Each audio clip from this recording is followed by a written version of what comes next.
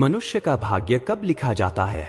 दोस्तों, यह सवाल अक्सर हमारे मन को घेर लेता है। क्या सच में हमारा भाग्य पहले से ही लिखा होता है, या फिर हम अपने कर्मों से इसे बदल सकते हैं? अक्सर जब हमें कठिनाइयां घेर लेती हैं या रास्ते में बार बार रुकावटें आती हैं, तब यह सवाल और भी गहरा हो जाता है। क्या यह सब पहले से तय था, या हम अपनी मेहनत से अपनी किस्मत बदल सकते हैं? दोस्तों, कभी कभी हम दूसरों की सफलताओं को देखकर सोचते हैं कि आखिर उन्हें यह सब कैसे मिल गया, जबकि हम अपने हिस्से के लिए इतनी कोशिश करने के बावजूद खाली हाथ रहते हैं। क्या सबके लिए किस्मत का लेखा पहले से तय होता है, या फिर हमारे हर कदम, हर कोशिश का इसमें योगदान होता है? दोस्तों, आज की कहानी में हम आपके इन्हीं सवालों का जवाब लेकर आए हैं। यह कहानी आपको बताएगी कि किस तरह हमारे कर्म और भाग्य के बीच एक अद्भुत संबंध है। तो दोस्तों, अंत तक इस सफर में हमारे साथ बने रहिए, क्योंकि शायद इसमें आपके सभी सवालों का जवाब छिपा हो। एक समय की बात है, एक सुंदर और शांत गांव था जिसका नाम शिवपुर था। यह गांव घने पेड़ों और हरे भरे खेतों के बीच बसा था। गांव की आबादी तो कम थी, परंतु हर चेहरा अपनी मेहनत और सादगी के लिए जाना जाता था। वहां लोग खेती करते थे, पशुपालन करते थे और आपस में गहरी मित्रता रखते थे। गांव के एक किनारे पर पुरानी चट्टानों से घिरा एक छोटा सा मंदिर था। इस मंदिर के पास एक घना बरगद का पेड़ खड़ा था, जो गांव के इतिहास का साक्षी माना जाता था। उस पेड़ के नीचे एक साधु महाराज तपस्या करते थे और गांव वाले उन्हें बहुत सम्मान देते थे। लोग कहते थे कि साधु महाराज के पास हर सवाल का जवाब है। उसी गांव में अर्जुन नाम का एक युवक भी रहता था। अर्जुन के माता पिता का देहांत बचपन में ही हो गया था और उसने जीवन में बहुत संघर्ष किया था। उसे खेती बाड़ी का काम आता था और वो अपनी मेहनत से अपना गुजारा करता था। लेकिन अर्जुन की खासियत थी कि वह हमेशा अपने मन में उठने वाले गहरे सवालों के जवाब खोजता रहता था। उसे जानना था कि क्यों किसी का भाग्य कठिन होता है और किसी का सरल। वह अक्सर गांव वालों से पूछता, लेकिन किसी के पास उसके सवालों का संतोषजनक जवाब नहीं था। एक दिन उसे गांव के एक बुजुर्ग ने सुझाव दिया कि वह अपने सवाल लेकर साधु महाराज के पास जाए। अर्जुन ने साधु महाराज से मिलने का निश्चय किया और एक सुबह मंदिर के पास पहुंच गया। साधु महाराज अपनी आंखें बंद किए ध्यान में बैठे थे और उनके चेहरे पर एक गहरी शांति थी। अर्जुन ने विनम्रता से प्रणाम किया और साधु महाराज का ध्यान टूटने का इंतजार करने लगा। थोड़ी देर बाद साधु महाराज ने अपनी आंखें खोली और मुस्कुराते हुए अर्जुन की ओर देखा। साधु महाराज ने पूछा, क्या बात है बालक, तू यहाँ क्यों आया है? अर्जुन ने सिर झुकाकर कहा, महाराज, मेरे मन में कई सवाल हैं। मैं यह जानना चाहता हूँ कि भाग्य क्या है, यह कैसे बनता है, और क्यों कुछ लोगों का भाग्य कठिन होता है जबकि कुछ का सरल। क्या हमारा भाग्य पहले से ही लिखा होता है? साधु महाराज मुस्कुराते हुए अर्जुन को पास बैठने के लिए कहा और बोले, अर्जुन, भाग्य एक रहस्य की तरह है। जैसे बीज में पेड़ का स्वरूप छिपा होता है, वैसे ही हमारे कर्मों में भाग्य छिपा होता है। परंतु भाग्य सिर्फ लिखी हुई कहानी नहीं है, यह तो एक अदृश्य मार्ग है जो हमें हमारे कर्मों के अनुसार दिशा देता है। अर्जुन का सवाल अभी भी अनसुलझा था। उसने कहा, महाराज, अगर भाग्य कर्मों से बनता है तो क्यों कुछ लोग गरीबी में पैदा होते हैं और कुछ अमीरी में? क्यों किसी का जीवन संघर्ष से भरा होता है तो किसी का आरामदायक? साधु महाराज ने कहा, अर्जुन, यह सवाल भाग्य के खेल का सार है। जब इंसान जन्म लेता है तो उसके कुछ कर्म पहले से ही उसके साथ आते हैं, जिन्हें हम प्रारब्ध कहते हैं। लेकिन जो तुम्हारे वर्तमान के कर्म हैं, वही तुम्हारे भविष्य का निर्माण करते हैं। साधु महाराज ने अर्जुन के चेहरे पर सवालों की बेचैनी को देखा और मुस्कुराते हुए कहा, चलो अर्जुन, मैं तुम्हें तुम्हारे सवालों का जवाब कहानी के माध्यम से देगी। साधु महाराज की बात सुनकर अर्जुन भी बिल्कुल ध्यानपूर्वक कहानी सुनने के लिए बैठ गया। फिर साधु महाराज ने एक लंबी सांस ली और कहानी सुनाना आरंभ किया। साधु महाराज बोले, बेटा, बहुत समय पहले एक ऊंचे पर्वत की चोटी पर एक शक्तिशाली बाज रहता था। वह अपने पंखों को बड़ी ऊंचाइयों तक फैलाकर उड़ता और तेज दृष्टि से नीचे का जंगल देखता।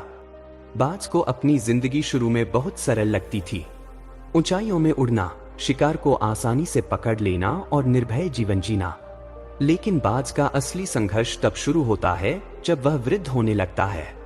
जैसे जैसे उसकी उम्र बढ़ती है, उसकी चोंच मुड़ जाती है, पंख भारी हो जाते हैं और उसके पंजे कमजोर पड़ने लगते हैं। धीरे धीरे उसकी गति धीमी हो जाती है और शिकार करना उसके लिए कठिन हो जाता है।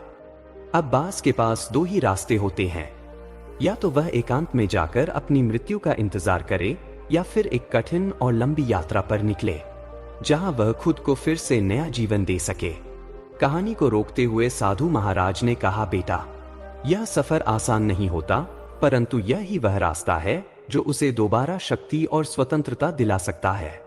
अगर बाज जीवन का चुनाव करता है तो उसे एक ऊंची चट्टान पर जाकर बैठना होता है।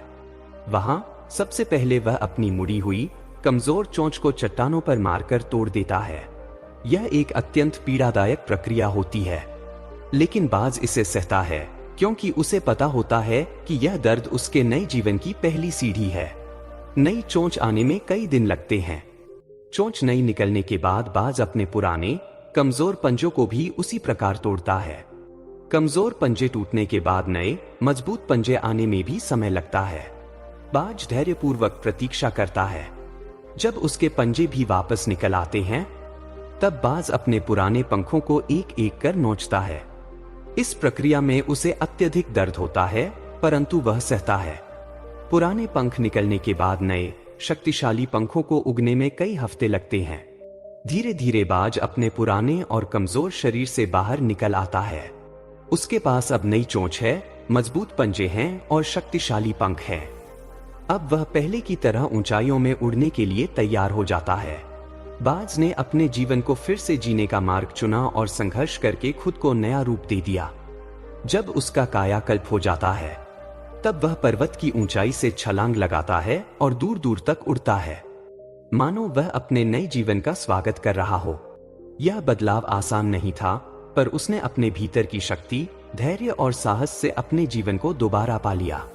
साधु महाराज ने अर्जुन की ओर देखते हुए कहा, अर्जुन, इस कहानी से समझ में आता है कि जीवन में बदलाव और संघर्ष हर किसी को देखने पड़ते हैं।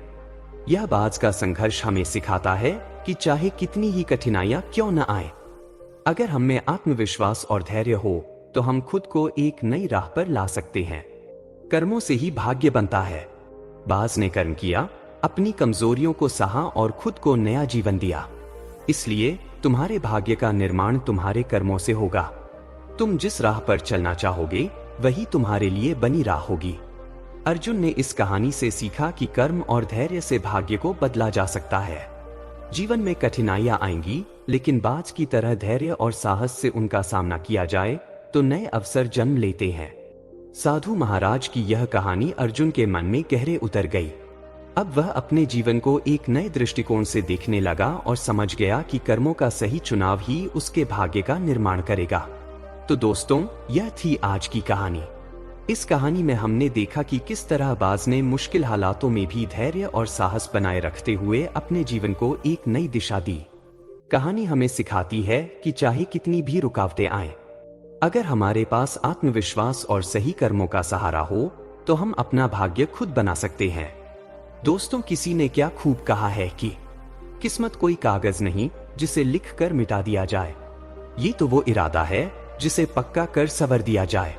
जो खुद पे एतबार रखे वो खुदा को भी प्यारा लगता है, क्योंकि नसीब वही लिखता है जो अंगारों पर भी हंस कर चलता है। आपको यह कहानी कैसी लगी? क्या आपने भी इससे कुछ नया सीखा? हमें अपने विचार और सीख कमेंट में जरूर बताएं, ताकि हम जान सकें कि हमारी कहानियां आपको किस तरह प्रभावित कर रही हैं। अगर आपको यह वीडियो पसंद आया हो तो इसे लाइक करना न भूलें।